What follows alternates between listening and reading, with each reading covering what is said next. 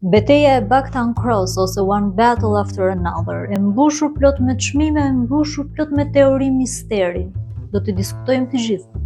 Ama, pyetja kryesore është, kur të shkoni në punë nesër, ju shërben për gjë kjo?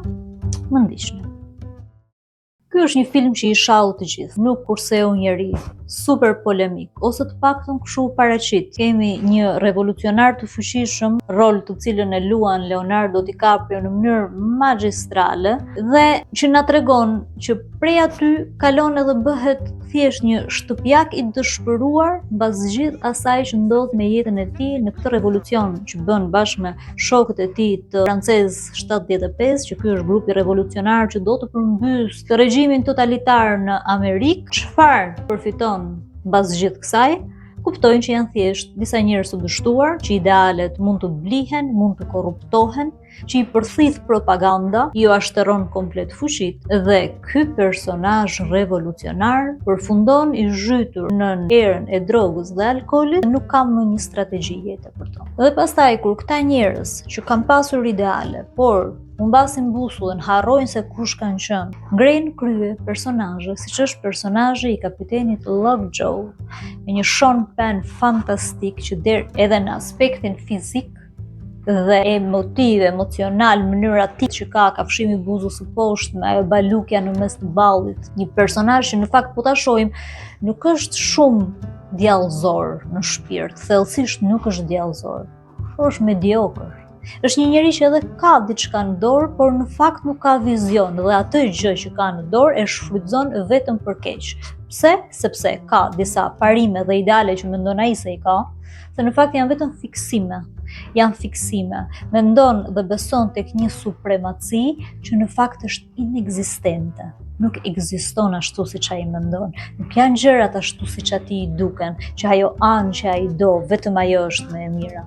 Është i gatshëm të sakrifikoj vajzën e vet në film, që në fakt është e ardhmja, vetëm sepse ajo nuk bie brenda parametrave të tij të ngushtë, nuk arrin të krijojë luksin mendjes së tij për të bërë një ndryshim në fiksimet që ai ka. Ndërkaq hiqet si një njerëz me këto lloj idealesh dhe parimesh, por mendoni pak, adhuron, dëshiron të kundërtën, dëshiron pikërisht atë që do të thyej, të mposhtë, të sundoj. Është jashtëzakonisht mase i tërhequr nga perfidja, që është një grua me ngjyrë revolucionare, seksualisht i dëshiruar për të. Dhe do të shohim një fillim, në fillimin e filmit, një skenën e tyre të seksualitetit, ku janë dy elemente që bashkohen, të ndenjurat e tij dhe arma, që tregojnë se çfarë lloj personazhi është personazhi i kapitenit Lovejoy, edhe pse do ta mohoj katërcipërisht atë që në të vërtetë është. Në psikologji, zakonisht njerëzit tentojnë të godasin tek tjetri ato lloj elementesh që e dinë në ndërgjegjen e tyre që i kanë vetë, por veten nuk e godasin dot. Atëherë, godasin ato elemente që i ka tjetri. Sa më të dhunshëm tregohen në këtë, aq më problematik brenda vetes janë. Dhe kapiteni Lovejoy nuk mund t'ja pranoj dot vetes këtë lloj pëlqimi, dhe do pastaj mbrapa të zhduk çdo lloj gjurme të mundur deri edhe kundër fëmijës së vet, sepse ai jeton me supremacinë e këtyre njerëzve që ndjek, kërkon një pozicion sado të vogël brenda tyre ta kenë afër vetes, dhe janë elemente si ky personazh që gjithë secili gjatë kohës që unë flas, patjetër që ju vjen ndërmend, ne i njohim shumë mirë në shoqëri, sidomos në shoqërinë tonë, se cilët janë, dhe që në fund ja japin atë pozicionin që kërkon, ja japin shumë mirë, do ta shikoni se si e merr.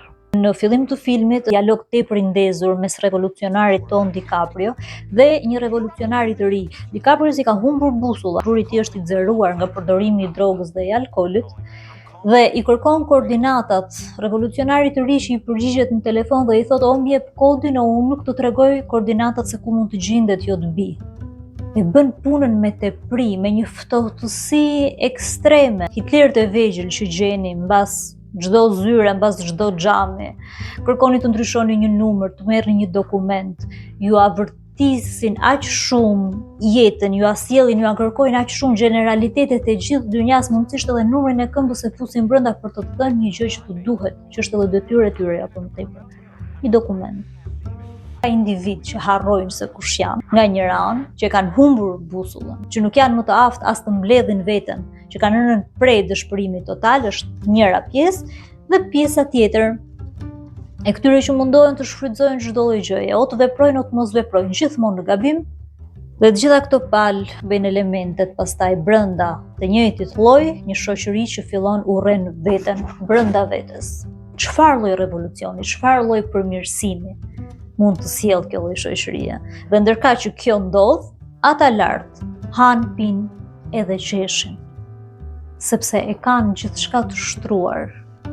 Kush mund t'i kundërshtojë këta që han kokat me njëri tjetrin në përditshmërinë e tyre, në vend që të ndihmojnë dhe të sistemojnë veten? Kjo është deri këtu. Cili është personazhi më inteligjent në gjithë këtë film? Personazhi kryesor më inteligjent është personazhi Benicio del Toro, është mësuesi i karates, që mban emigrant në çdo vend i punës, banesari, magazinat që zotëron, gjithkund.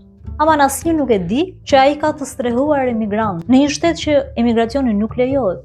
Të gjithë mbastisen, të gjithë ata që janë të ndryshëm, që janë me ngjyrë, që kanë problematika të tjera, kërkojnë të vendosin supremacia e bardhë me të gjitha elementet, grupi i këtyre elitarëve në përshpijtë e tyre të jashtëzakonshme në pamje, me veshjet e tyre aq të pastra, me atë imazhin e tyre aq perfekt, me deri edhe me terminologjinë që përdorin në emërtimin e grupeve të tyre, përdorin elemente si Krishtlindje. Kujt do t'i shkonte mendja që këto lloj personazhesh janë ata që pastaj nëpër tunelet e këtyre shtëpive të tyre vendosin fatet dhe eliminimin e këtyre njerëzve që nuk bëjnë pjesë e supremacisë asaj që ata mendojnë. Jemi më të gatshëm ti qëndrojmë pak lart, njerëzve që i shohim dukshëm që nuk janë pjesë e marginalizuar e shoqërisë, kemi frikë. Sepse, siç i thuhet një fjalë shumë të bukur, është më e lehtë të thyesh një atom sesa një paragjykim. Ndërkaq çfarë bën ky Benicio del Toro? Ky që i bën të gjitha, por ndërkaq nuk arrin ta kuptojnë se çfarë po bën. Përdor inteligjencën. Është i vetmi që ka kuptuar që revolucioni nuk mund të bëhet në pjatës dhe me armë, por me mendje. Është i vetmi që arrin të bëjë zgjedhje të mençura në film. Metoda që përdor ky personazh është metodë shumë e vjetër. Është teoria e taoizmit, është e vjetër sa vetë njerëzimi. Sado që ata të përdorin armë, të përdorin revolucionin e tyre në formë të dhunshme, nuk mund t'ja dalin një pushteti që ka shumë më shumë fuqi se saq. Një ndër teoritë kryesore që qarkulloi për The Battle of Bucktown Cross dhe çfarë ka dashur realisht të thotë Paul Thomas Anderson me këtë film, që bazohet në librin Vineland të Thomas Pynchon, është fakti që Bucktown Cross është vendi që revolucionarët kanë krijuar për të mundur për të mbledhur të gjithë të marginalizuarit, të droguarit, njerëzit me probleme mendore, për t'i ndihmuar, për t'u gjetur punë, për t'i rehabilituar. Por kjo bastiset që në fillim shteti ju merr, i rrëzon. Prandaj, mesazhi final dhe ajo çka do të na thotë regjizori nuk është një fund i lumtur, edhe pse dy personazhet kryesore në fund mbijetojnë. Por çfarë shohim ne aty? Shohim brez të ri që vazhdon të bëjë revolucion në mënyrën e vjetër të dështuar të prindërve të tyre. Një betejë mbas tjetrës. Mbase Anderson po përmbush idenë që bëni çfarë të doni, pikërisht në atë Bucktown Cross që u morr nga pushteti, është vdekja e botës me vlerat dhe virtytet e vjetra dhe rilindja e epokës së re, e një bote të re, nën rregullat e kësaj supremacie elitare. Vendoseni ju. Por ajo që mua më intereson dhe që i rikthehen fillimit është për çfarë mund të na shërbejë. Është personazhi, siç ju thash, që luhet në mënyrë të mrekullueshme, në mënyrë më të natyrshme, më inteligjente të mundur nga Benicio del Toro, që le një mesazh aty brenda. Kur të shkosh nesër në punë dhe të përballesh me një sistem, që sistem nuk do të thotë absolutisht vetëm elitar dhe shtetëror.